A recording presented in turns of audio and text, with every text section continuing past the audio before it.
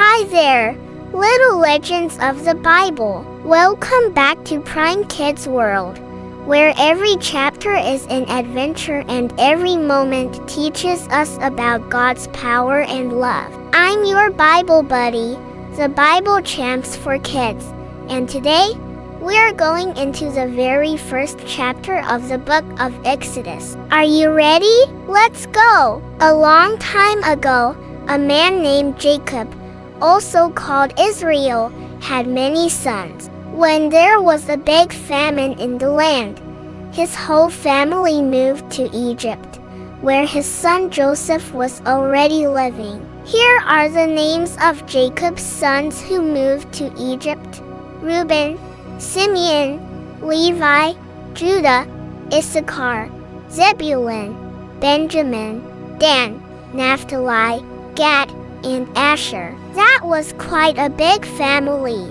In total, there were 70 of Jacob's descendants who came to Egypt. This marked the beginning of something big. As time passed, Joseph and his brothers died, and a new king came to power in Egypt, a Pharaoh who didn't know anything about Joseph and what he had done to help Egypt long ago. Now, the Israelites, the children of Jacob, were growing in number. They were becoming a huge nation, so many people that Egypt was filled with them. This made the Pharaoh nervous. He said, "These Israelites are too many.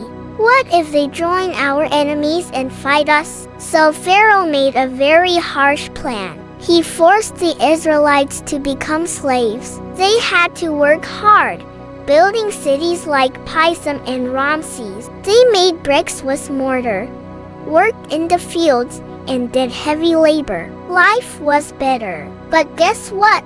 The more Pharaoh tried to hurt the Israelites, the more they grew.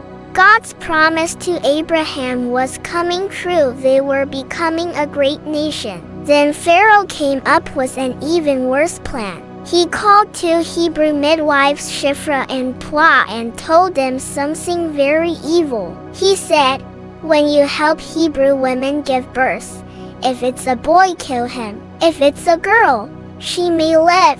But guess what?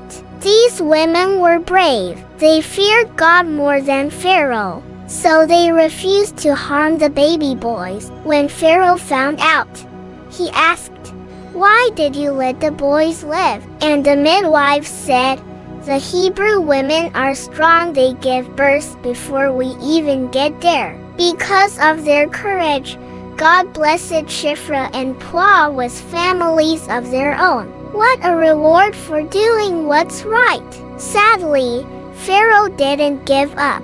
He gave a terrifying command to all Egyptians: "Throw every Hebrew baby boy into the Nile River, but let the girls live." It was a scary time for God's people. But little did Pharaoh know God was already preparing a special baby who would grow up to rescue the Israelites. Do you know his name? You'll find out in the next chapter. So what did we learn today? Jacob's family moved to Egypt and became a huge nation. A new Pharaoh made them slaves. But even in hard times, God's plan was still working. Two brave women, Shiphrah and Puah, stood up for what was right. And Pharaoh made a dangerous law, but God was getting ready to rescue his people. Thank you for watching our videos, and thank you for subscribing to our channel, Prime Kids World. I hope today's story reminds you that God is always in control, even when times are tough, and he uses brave people to do amazing things. See you next time for another Bible adventure, right here on Prime Kids World.